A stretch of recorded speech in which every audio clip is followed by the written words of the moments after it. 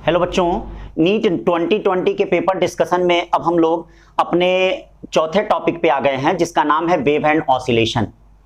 चौथे टॉपिक पे आ गए हैं जिसका नाम है वेव एंड ऑसिलेशन।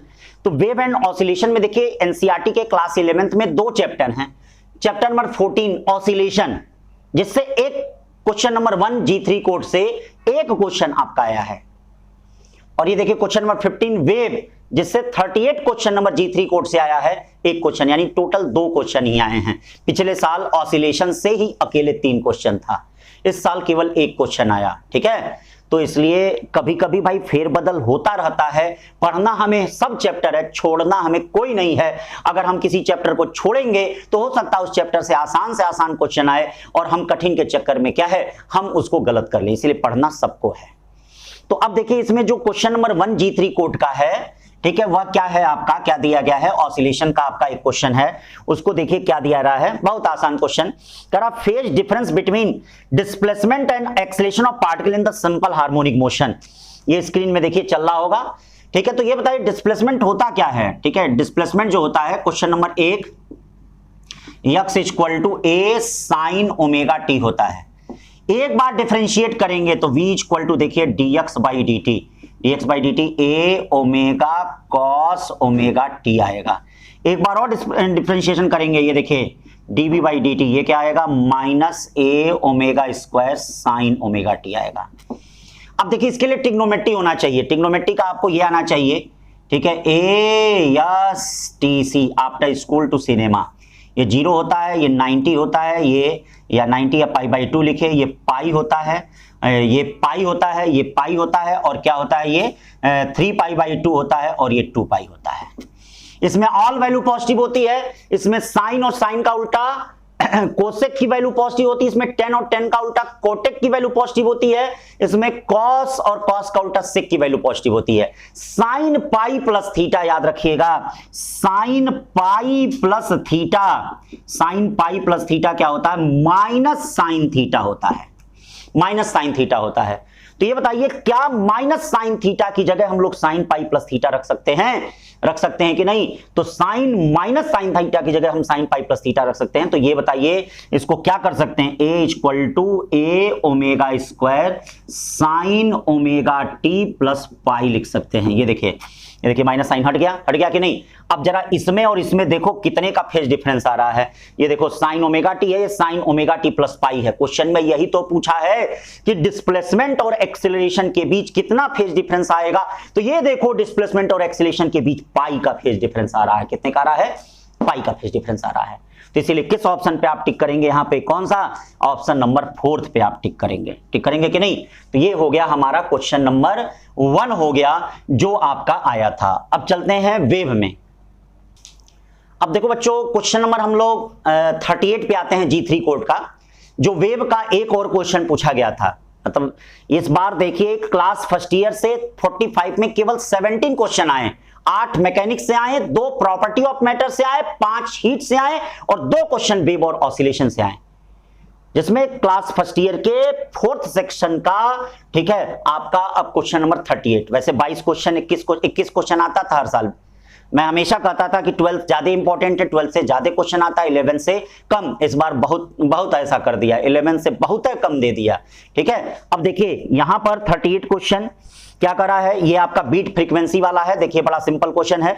करा in a guitar 2 string and B made of same material slightly out of tune produce beat of frequency 6 hertz when the tension in B the slightly decrease. ठीक है, ये देखिए frequency F directly proportional to कितना होता है, √T होता है। Tension decrease कर रहे हैं तो फ्रीक्वेंसी भी घट जाएगा। टेंशन अगर डिक्रीज कर रहे हैं तो फ्रीक्वेंसी भी क्या होगा, घट जाएगा। ये देखिए टेंशन अगर डिक्रीज कर रहे हैं तो फ्रीक्वेंसी घट जाएगा। फिर कह रहा है कि the beat frequency increase to 7 hertz. ये देखिए 6 हर्ट्ज से लेकर कितना हर्ट्ज हो रहा है, 7 हर्ट्ज। कब, जब टेंशन डिक्रीज हुआ तब। कह रहा है कि फ्रीक्वेंसी ऑफ ए की फ्रीक्वेंसी कितनी है, 530 हर्ट्ज है। तो कह रहा कि बी की फ्रीक्वेंसी क्या होगी, the original frequency of B.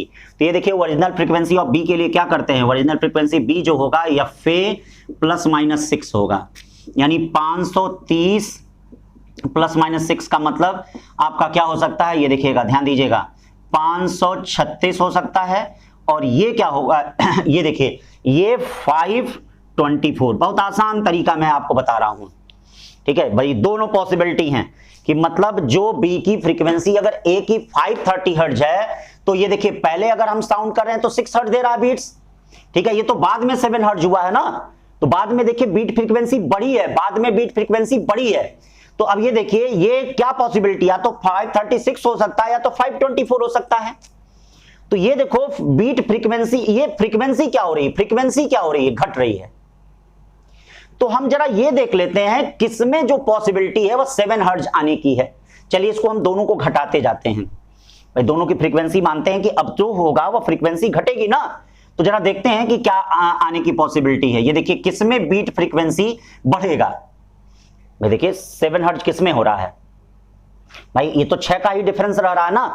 तो चलो इसको 530 के बाद 535 कर लेते हैं, 534 कर लेते हैं, ये देखो 523 कर लेते हैं, ये 522 कर लेते हैं। तो अब ये देखो जरा किसमें 7 आने की पॉसिबिलिटी हो रही है। देखो 536 में से 530 निकालोगे तो कितना आएगा 6, 535 में से 530 निकालोगे 5, 534 में से 530 निकालोगे तो कितना 4।